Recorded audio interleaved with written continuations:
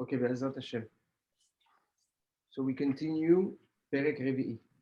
Yeah, we were Daf Membet. תדע שאלו המעלות והפחיתויות אשר למידות. So you should know that after we have discussed the importance of the awareness, which is a dot, right? And the approach we need to take in order to counterbalance an extensive reaction or a behavior that we picked up in our lives, right? So now the Rambam will explain how secondary nature is acquired and what led us to get to where we got to a certain level, and how do we can actually counterbalance it and actually work on it, right? From a more practical level. Now, what's very important to understand is that there are two sources of characters and traits in an individual. There is what we are born with, okay? And the Rambam will explain and be very clear about it in this perek and at the end of Shmoneh Prakim, that there are no traits that are good or bad. We are preset to be more easily influenced or more easily taken over by a trait than another. However, that doesn't mean that we're set to be one way or another, right? So that is the natural traits and characters that we are born with. And then you have the superficial, the secondary nature and traits and characters that we develop based on the family, surrounding, peer pressures, the social influence, the country we live in, what we're exposed to, what life will throw our ways. And through all those factors and influences, we develop a secondary nature. So it's like nature versus nurture. That's what they say, I guess. You know, you're born, and then the nurture is the environment that makes you, right? Yes. Okay. Exactly. So the issue is that as you grow, you don't identify your nature versus your nurture, right? It comes in one big package, and it basically becomes you, and that's how you identify yourself, through all these behaviors and these instincts, right? And we know Yud Gimel Shanak, Adam Yetzer Hara Yetzer Tov. We know what Quran says, right? Those are the midot, and so it's only after a certain level of maturity, understanding, and awareness that you can actually start being in touch with yourself and reorganizing, you know, who you really are and what you're made of, right?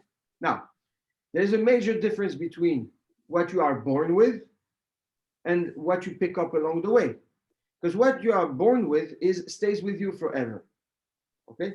What you pick up along the way, you can change, right? Same way you adopted certain behaviors, you can get rid of those behaviors, right? So, which it means that until you actually understand who you really are and what you picked up along the way, you cannot be your true self. It's not possible. What's an example of something you're born with? No, you have traits. You can be born with midat chesed, right? But develop midat kas. You might not be a kasad, but you developed it because that's the way everybody behaves around you, right? Now, depending on who you are and what you are made of, right? And the Chachmei Asod say that we come in this world with three core traits and characters, and then after that we have secondary natures that we develop and we embrace along the way. Till you don't know that, you can't really be yourself. Now, where do we find a big challenge? when you don't know who you are, is that you have people, right, that interact, right? You have relationships that form, and sometimes it works, sometimes it doesn't, right? So the one which nature or which aspect will fluctuate? The one you actually absorb, the secondary nature. Right? The core essence nature, that doesn't fluctuate. This is who you are, and this is what you are born with, and that's what you die with. What you do with it is a different story. And yes, you can take it for good or you can take it for bad, but at the end, this is who you are.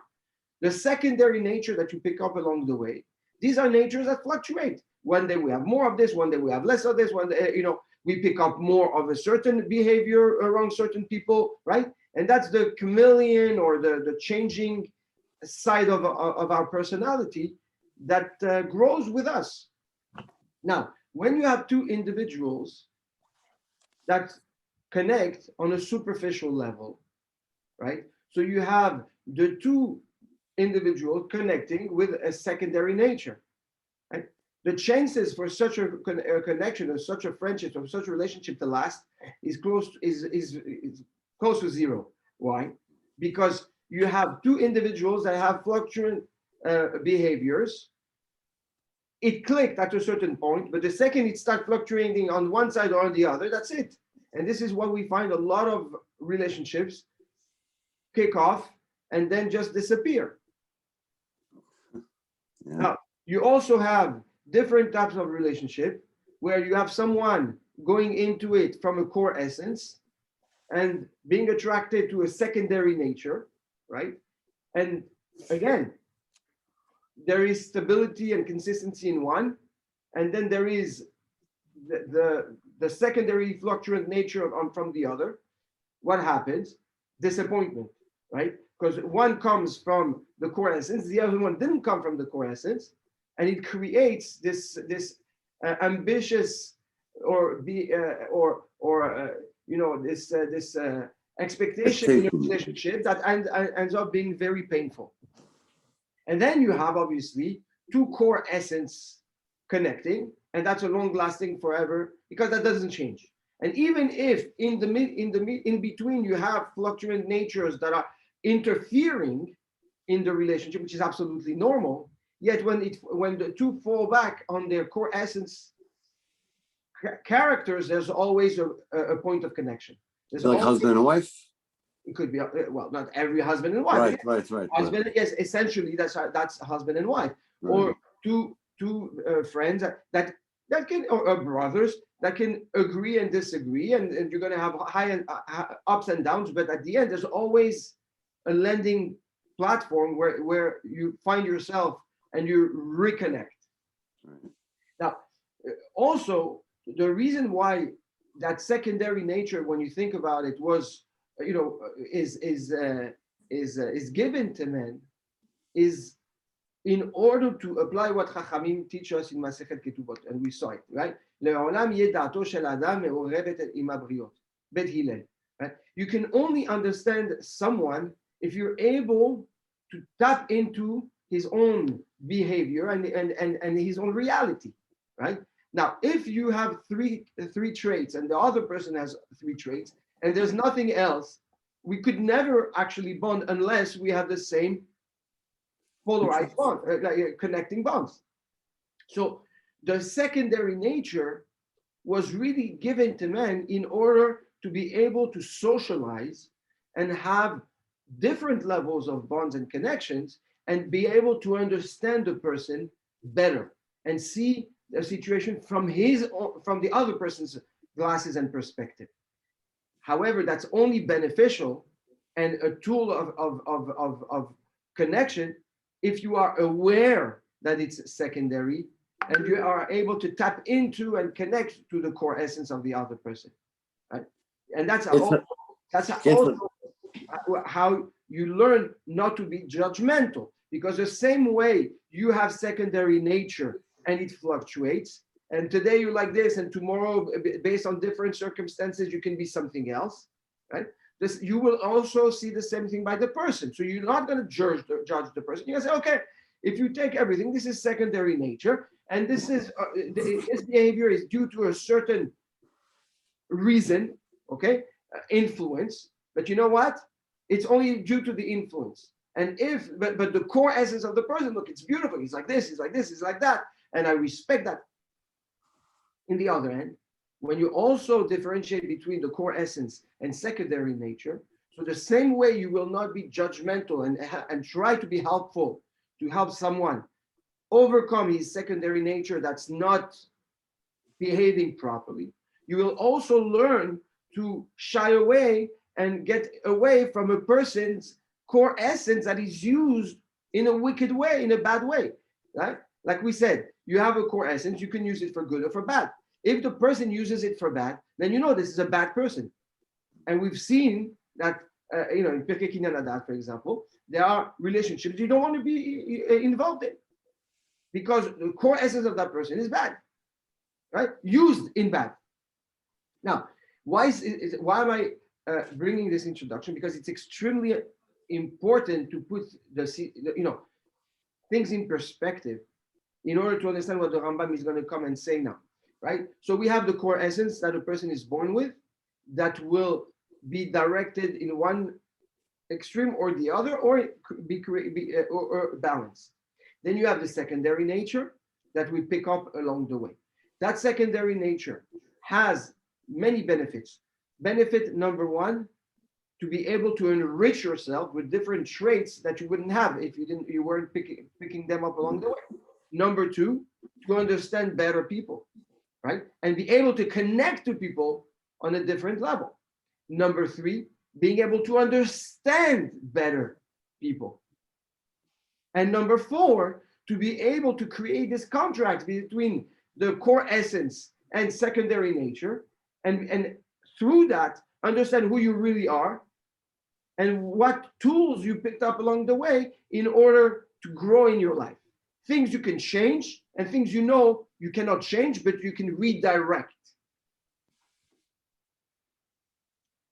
Good? Mm-hmm. Excellent. ודע, דף מ"ב, שאלו המעלות והפחיתויות אשר למידות, those good midot and those bad midot, right, that we refer to, good traits and bad traits, לא יגיעו ולא יתיישבו בנפש. They don't come to a person and they don't become part of a person. They don't, right, integrate a person. רק בכפול הפעולות הבאות מן המידה ההיא. Only when a person is very repetitive, there's a lot of times actions that come from that specific trait. פעמים רבות, right? So it's many actions from the same essence, many times, בזמן ארוך, for a very long time, והרגילות בהם, until it becomes a habit. Okay? Now, in terms of timing, let's address a few parameters that we have. Parameter we have, number one, is the 40 days that it takes for a person to change, right? Like it's brought in Mishlei, the word Mishlei, it was written by Shlomo HaMelech with a big mem, right? And the Midrash explains why did Shlomo HaMelech write Mishlei with a big mem, to tell us that it took him 40 days to work on himself in order to be able to be at a level that he can actually write Mishlei. What do we learn from this? That it takes 40 days for a person to metamorphose himself and work on himself to be able to get from one place to another in a trait. That's number one, the 40 days. Then we have another parameter. In halacha, right? It's no longer relevant today, but it was a few weeks ago. Okay, when we start saying something new in tefillah, for example, right? And while you do the Amidah, you're confused. Did I say Betental? Did I say Barichenu? Did I say Barech Alenu? Right? We're confused. We don't know. You have to go back. It depends. Yeah. So the Maharam at Rotenburg says the following. He says, when a person repeats the same thing 90 times, okay, it becomes part of his nature.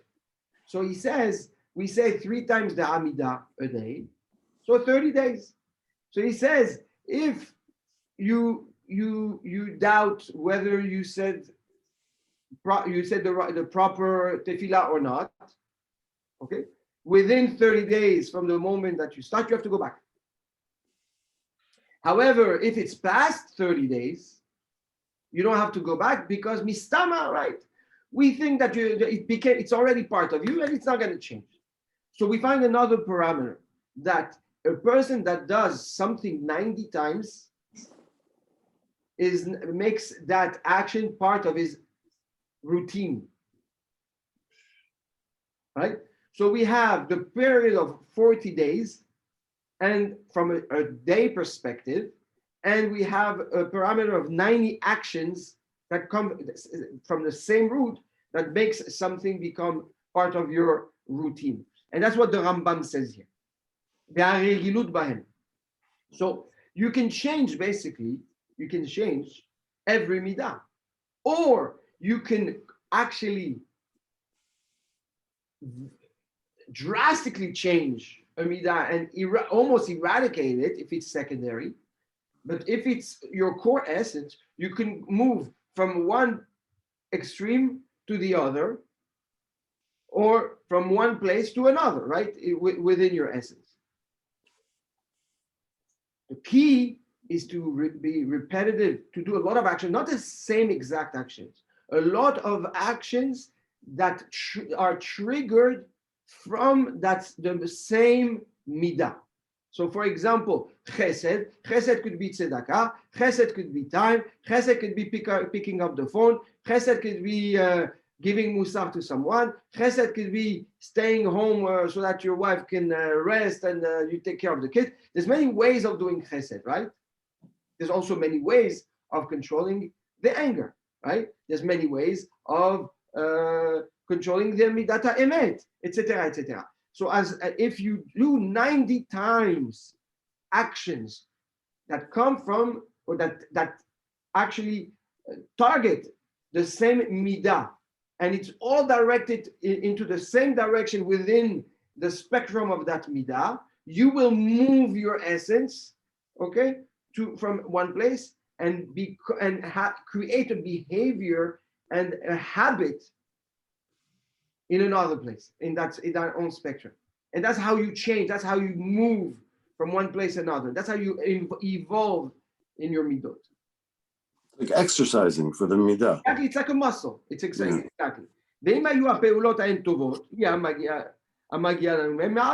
Right? If you do good actions, meaning if the actions that involve the awakening, the instinct of a certain midah, and those actions are bringing that midah in the right place. So those that's going to be called good, right? And if it's bad, then it will push you further away from the golden path and make you bad.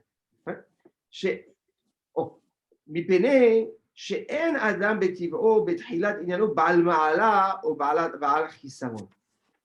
And that's what he says. A person when he's born, he's not born good or born bad. And he's like we're going to see in the 8th parak. That's not. You are born with certain traits. But those traits, they're parve. They're neutral. Right? Your actions will dictate the molding of that midah, of that trait. And now that trait will become an instinct that will need to be fueled all the time with a very excessive reaction. But when a person is born, he's not born with it. He's born with neutral trait, and that's the correct sense. והוא ירגיל את עצמו והוא ירגיל את עצמו, right? So so you're born with a potential, and then you get used to it. Then you create different behaviors. בלא ספק פעולות מקדמותו כפי מנהג קרוביו באנשי ארצו, right? And then you start behaving and being influenced by different by different factors, okay, sources, and you're going to develop a certain identity. Maybe if you're lucky and if you have a good family, good education, you're around the right people, so you'll have the proper midot. Sometimes it will be too excessive, or mehasrot, or too insensitive and too little. And if you are too much or too little, then you grow up being sick. Yeah, emotionally. Yeah, we're talking about. Yeah. Yeah.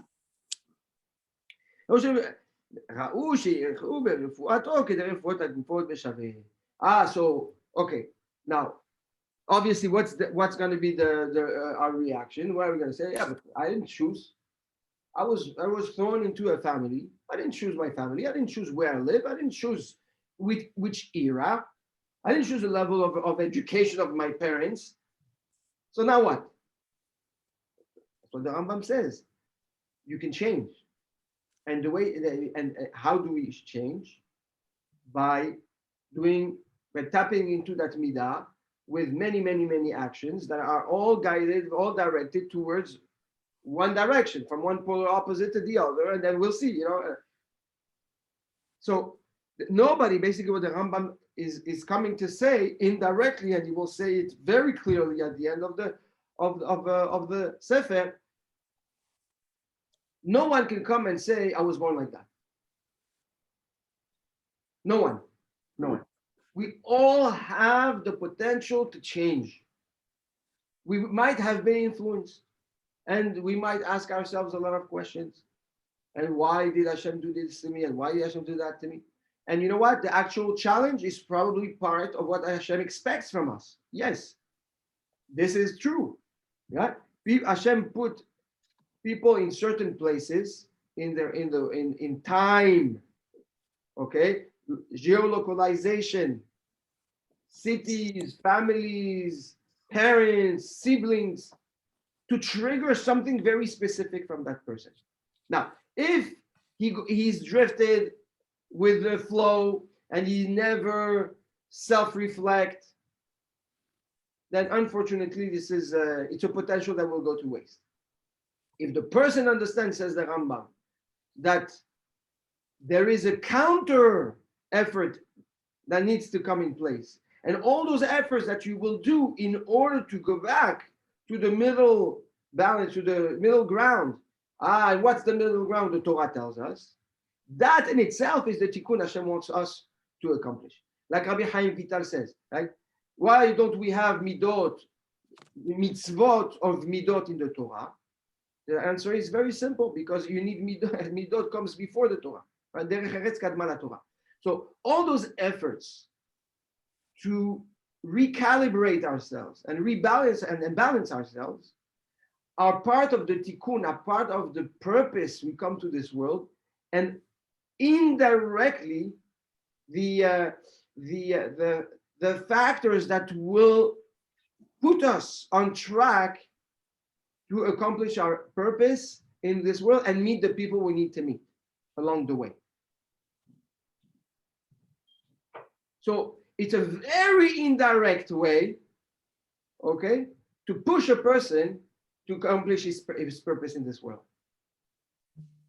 The Rabbi Chaim Mivolozhin explained, I heard from a Mashgiach, he said once, a student came to him, and he said, what's the purpose of Tikkun HaMidot? Why do I have to do Midot? So he said, when you go to learn Hilchot Shechita, part of the exam is to show that you can sharpen the knife, and the knife has to be perfectly sharpened, right? So, what does the controller do? That's the teacher that's testing you, the Rav that's testing you. He takes a beautiful knife that comes from factory, he bangs it, he makes some crack, and then he gives you the stone. He says, now sharpen it, right? It says Rabbi Chaim Mivolozhin, it's the same thing with HaKadosh Baruch Hu. HaKadosh Baruch Hu takes a perfect neshama, throws it in an environment that will create challenges in order to see how you sharpen yourself. Because this is the test, this is the purpose. And as you sharpen yourself, as you do your own tikkun, you unravel, you unveil your potential and the direction Hashem wants you to take. So if we come to answer the fundamental question, what's my purpose in creation? Is first to get to know who you are, understand your challenges, overcome your challenges in your midot, and that will guide you. That will be your GPS to get to where you're supposed to be. Sounds easy, but nothing's easy. Well, listen, the Rambam himself says, I mean, it sounds simple, 99% of the people never make it, right, because they never care to learn or to want to change. So that's another problem. Easy or not? right. Okay. So it says now the Rambam. Okay. So now we know that we need to create an awareness. We need to take a step back. We need to be able to identify what's my core essence, what's secondary nature, right? We understand the efforts that need to be done in order to be able to change. What creates a change? How do you adopt a certain behavior?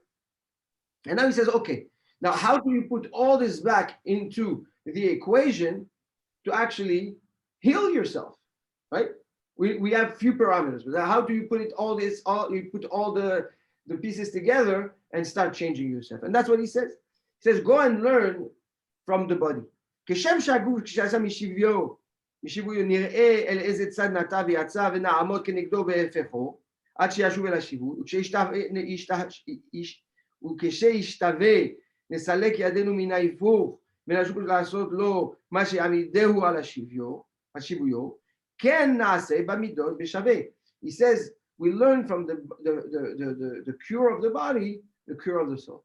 He says how do you cure a body? If you want to create antibodies, or you want to force the body to react a certain way, you give the antidote, you give the opposite, right? How are we curing now the virus? You give him COVID. You give the body, and we force the body to create a counter reaction, right? So what do we see from this? That in order to go from one polar side, you need the polar opposite. Mm-hmm. And it's only once you take a person from one extreme to the other that you can slowly bring him back to the middle ground. However, if you take him from one extreme and pull him back to the middle, nature and instinct will drag him back to that extremity. So you have to go past the middle, not to the full extreme, past the middle.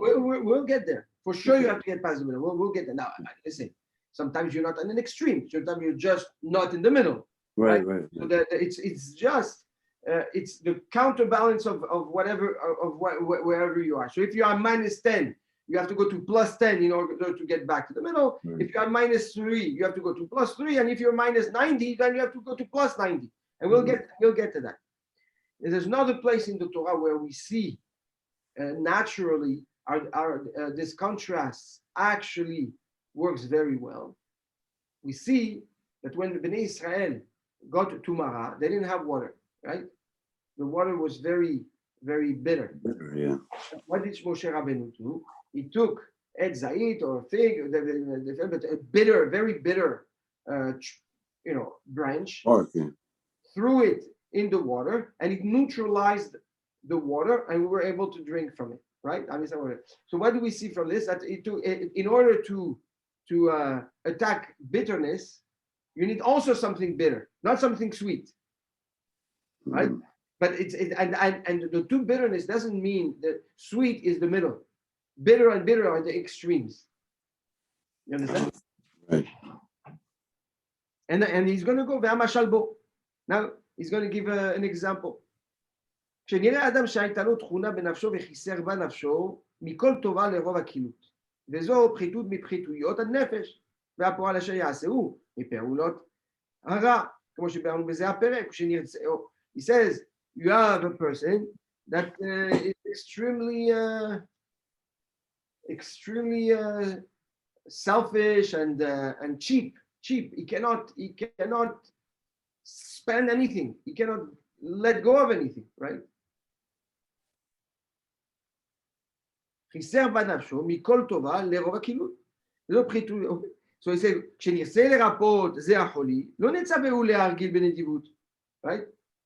We're not going to tell the guy, okay, you know what, you're very cheap, you're very selfish, so start being kind and start becoming charitable, which is the middle ground. No. שזהו כמו שירפא מי יגבר עליו החום ודבר הממוצע ושווה. It's like if somebody has high fever, okay, you don't give him you don't give him a fan or a cold cup of water and drinking and say, you know what, so that cold will help you take. No, you have to really go and attack whatever is created fever to break the fever. Because that's not how you solve the problem. We're going to take that guy when he said, you know what, you're cheap, you cannot let go of anything. Now you're going to go and give and give and give and give and give and give and give, even if not every cause is worthy of giving. It's irrelevant, right? Even if a normal a person that's balanced would not give, you need to give, right? And he's going to repeat it, right? He's going to repeat the action of giving. It could be, again, could be giving of his time, giving out of his way, driving someone, everything, every opportunity there is to break that selfishness, you have to take it. Many, many, many times, until you no longer have the instinct within you to be selfish and cheap. Until we see that he's slowly, almost naturally behaving like somebody that just gives, right? Without thinking. When we see that we're almost losing control over the giving, that's when we stop it, and now we bring him back from close to the other opposite, now back to the middle. And now we're gonna start thinking when you should give, to whom you should give, how you should give, and bring him back to what is called a charitable person, which is the balance between those two extremes. So how do you know when you get to that, when to stop? Very good. So he says here, he says, it's when a person goes from not giving at all to the guy is almost like he's yes to everything. Yeah. Okay. And you see it. So basically, what is the Rambam telling us? We're breaking a behavior, creating through a lot of repetitive actions a new behavior. But when we see that it's getting excessive, right, that's when we stop it. We're not going to let it go to the full extent. And that's when we actually bring him back, because there is still within him a level of awareness, right? And if he crosses that line and he gets to the other extreme, then we're back to ground zero.